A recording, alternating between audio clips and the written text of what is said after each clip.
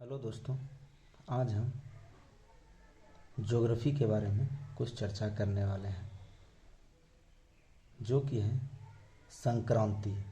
संक्रांति या अयनांत ये वर्ष की वो तिथियां होती हैं जिनमें दिन एवं रात की लंबाई में सर्वाधिक अंतर होते हैं और किसी तिथि में दिन एवं रात बराबर होती हैं। उसके बारे में आज हम लोग ग्लोब पे कुछ चर्चा करने वाले हैं। जैसे ये हमारा ग्लोब हुआ,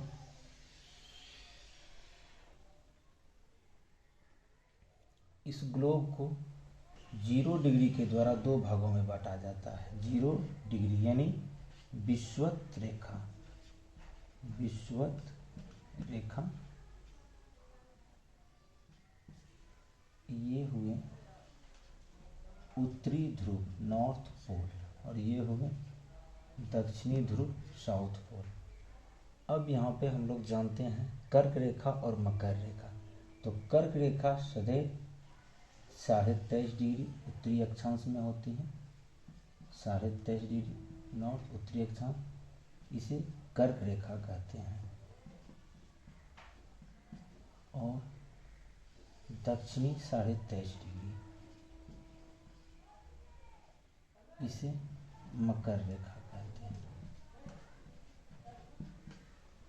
ये कर्क रेखा, यही कर्क रेखा भारत को बीचों बीच दो भाग में विभाजित करती हैं, जो कि भारत के 8 राज्यों से होकर गुजरते हैं। उसके बारे में हम लोग चर्चा करेंगे जब हम लोग भारत के भूगोल में पढ़ेंगे। तो फिलहाल आज हम लोग का जो टॉपिक है संक्रांति। संक्रांति। अब इस दिन सूर्य एक तारा है जो हमारे पृथ्वी के सापेक्ष में घूर्णन करती हैं और उसके फलस्वरूप होता है क्या, इस कर्क रेखा, विषुवत रेखा और मकर रेखा पर कभी न कभी वो लंबवत पड़ती हैं। जैसे जब सूर्य की किरणें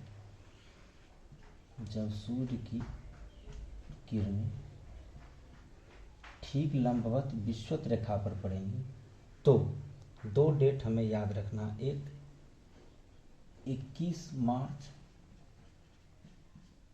और एक 23 सितंबर।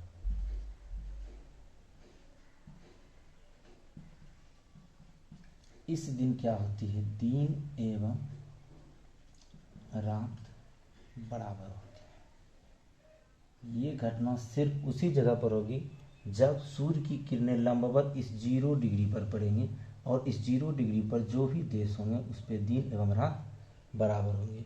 ठीक उसी प्रकार जब सूर्य की किरणें लंबवत इस पे पड़ेंगी, किस पे, कर्क रेखा पर लंबवत पड़ेंगी, तो एक डेट हमें याद रखना है, जो कि डेट है 21 जून।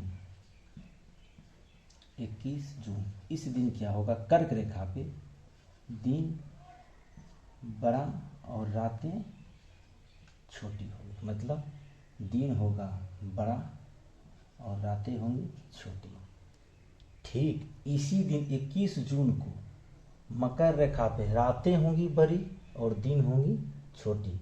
इस घटना को हम लोग कर्क संक्रांति कहते हैं। क्या कहते हैं इसे, कर्क संक्रांति, या इसे कहा जाता है ग्रीष्म संपात। ग्रीष्म संपात, क्योंकि हम लोग को पता है जून के महीने में गर्मी होती है, तो जब सूर्य की किरणें लंबवत कर्क रेखा पर पड़ती हैं तो इस घटना को कहा जाता है कर्क संक्रांति या ग्रीष्म संपात। किस दिन पड़ती है, 21 जून को। और इस दिन क्या होती हैं, कर्क रेखा पर सबसे बड़ी दिन और सबसे छोटी रातें होती हैं।